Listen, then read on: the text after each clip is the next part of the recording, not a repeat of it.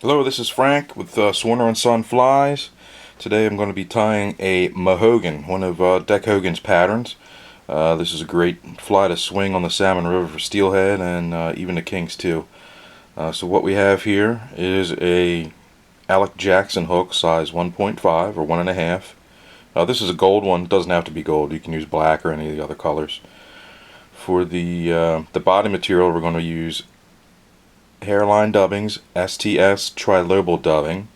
And for this olive version, there's a little bit of chartreuse in the back and then olive in the front. For the first ribbing is going to be flat pearl tinsel, large. And then for the darker rib here, this is actually a mini sparkle braid. I like to use size small. The green you see here though is actually a mid-size, so I'm just going to double that over and twist it to get the same size as the small. I do like using the silver with the gold for this color combination as well. For the hackle, this is going to be a schlappen feather, one side stripped, and I'll walk you through that when we get to that part. Up in the front, we have just a little red collar or red throat. That's just from any soft hackle neck. This is from a chickaboo. Guinea hackle, red's fine. Any other color you'd like to use is fine. As far as the wings, these are feathers from a hen cape.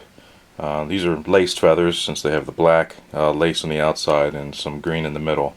We want to try to get these wings to be tinted, not necessarily like a knife edge or side by side. And then just black 6/0 thread. So that's basically your pattern. We'll get started here.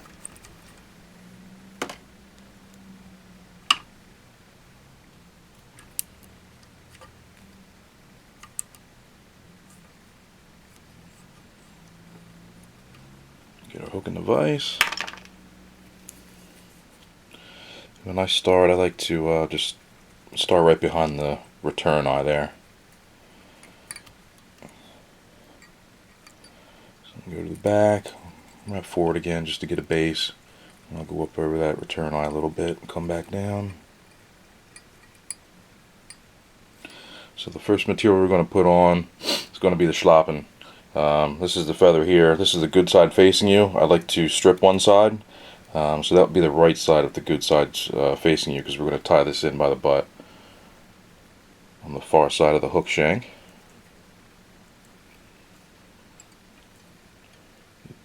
Two or three turns there. The next material is going to be the mini sparkle braid.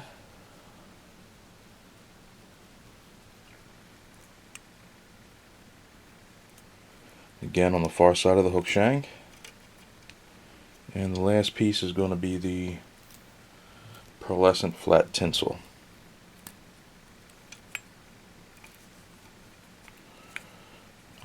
Work my way down the shank here, binding the materials down nice and tight. Get to about the middle where the stem starts to thicken. I'll trim that stem off.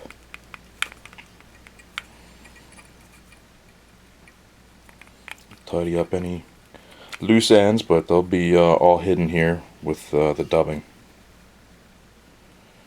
Now you can either just dub this on your thread, but I prefer to use a dubbing loop. So try to zoom out a little bit here so you can kind of see what I'm doing. So get a nice long loop. It's probably close to 4.5, 5 inches long. Do a wrap in front of the loop and then a couple wraps behind, just so it stays seated in one spot. Move my thread forward, put a half hitch into it around the hook shank, and I can get my dubbing cradle out. Get your dubbing wax. Just watch out for too many big sticky clumps. Try to avoid those. Can be a little bit of a nightmare sometimes with the dubbing. So first I'm going to put in a little bit of the chartreuse STS dubbing, and STS stands for salmon trout steelhead. It just says STS on the package.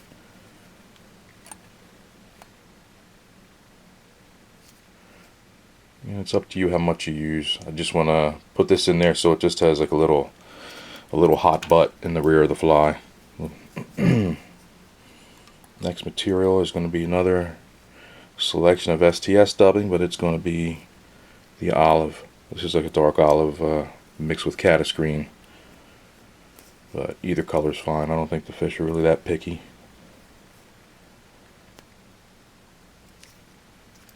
Get that all set, and then we'll spin our dubbing loop here, get things all nice and tight. Makes the fly a little bit stronger as well, and you get a nice little shaggy look with the dubbing. Now I can use the rotary function on my vise to wrap the dubbing. And the first wrap I want to do is right behind all that material. So one wrap behind the schlappen, the mini sparkle braid, and also the pearl flat tinsel here, which you can see is being a little bit of troublesome. Alright.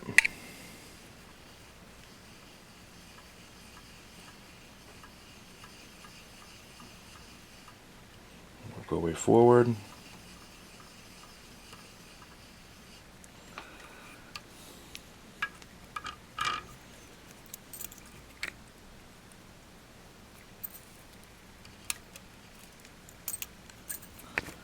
Tie the dubbing loop off.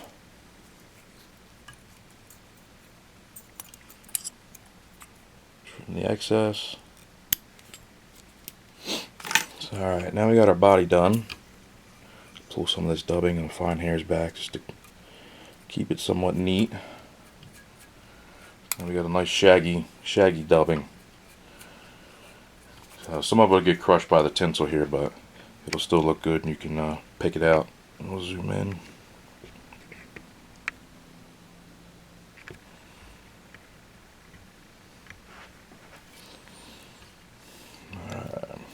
So I'll use my rotary function again. I want to get 5 wraps. If you get 4 or 6, I don't think that's a big deal either.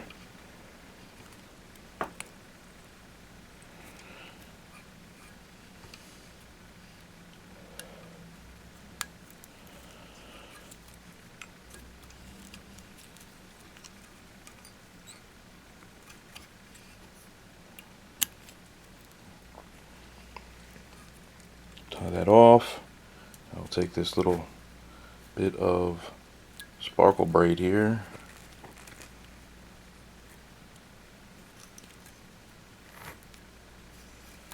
I'm just going to twist that just to make it so it's one single strand instead of 2. Again, I use my rotary function. I'm actually counting how many times I wrap this because I know there's no half hitch in the front. I'm not using my bobbin cradle. It's just quicker for me, I think, to just remember how many wraps I make, unwrap the 5 times, and then bind that material down. And the reason I do that is it helps with the volume of thread at the head. You know, it won't get too large too quick. Tie that off. And the last bit will be the schlappen feather. I'm going right behind that rear edge of the mini sparkle braid, and I did the same thing with the mini sparkle braid as far as following the rear edge of the pearl tinsel. Work my way forward as I go. 1, 2, 3, 4, 5 unwraps. So I wrap 5 times. And I like to do a few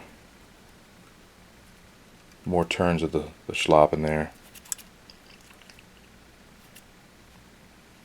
Just adds a little bit of bulk to the front. Not much, but... And it's eating up a little bit of space too, since I stopped a little bit short, but that's okay.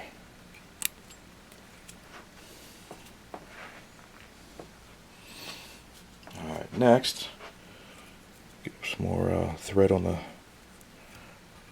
hook there.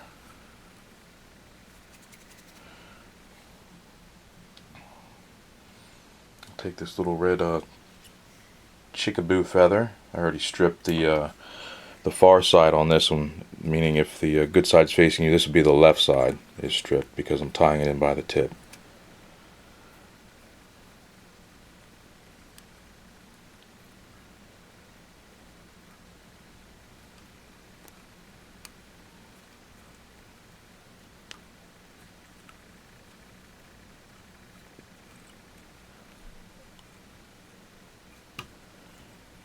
4, 3 to 5 turns really is fine.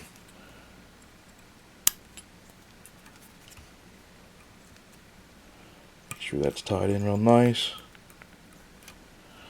And then I'll pull back these fibers on top, and I'll actually trim these throat fibers off on the very, very top, just so it doesn't interfere with the wing.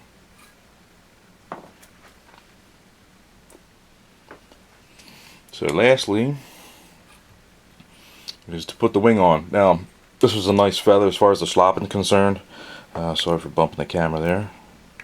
Zoom out. So you can take an old toothbrush and brush these fibers out if they're real clingy.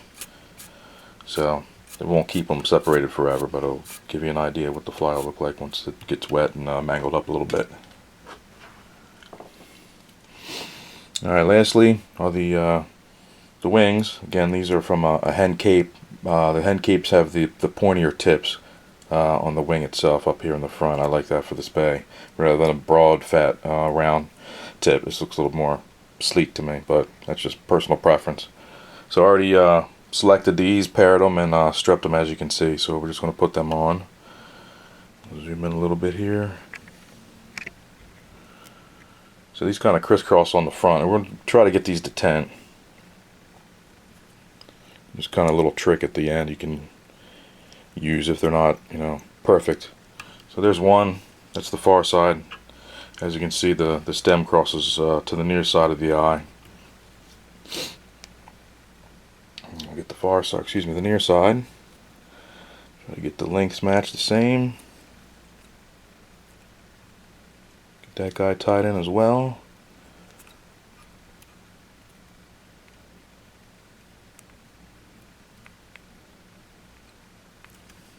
It's looking pretty good. So then what I like to do is fold these two stems back, a couple wraps in front on the hook shank, and I can go over it and back to the front again, pull these forward,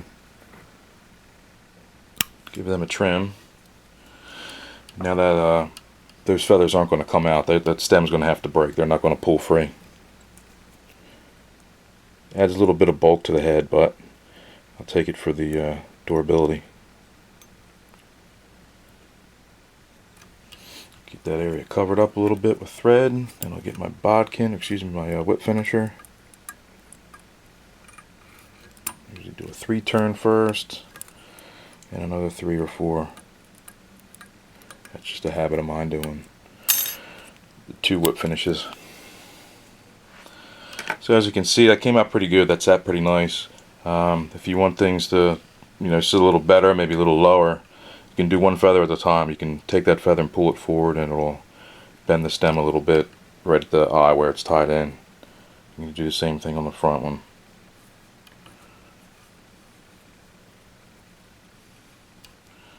There you go. There's a nice Mahogan.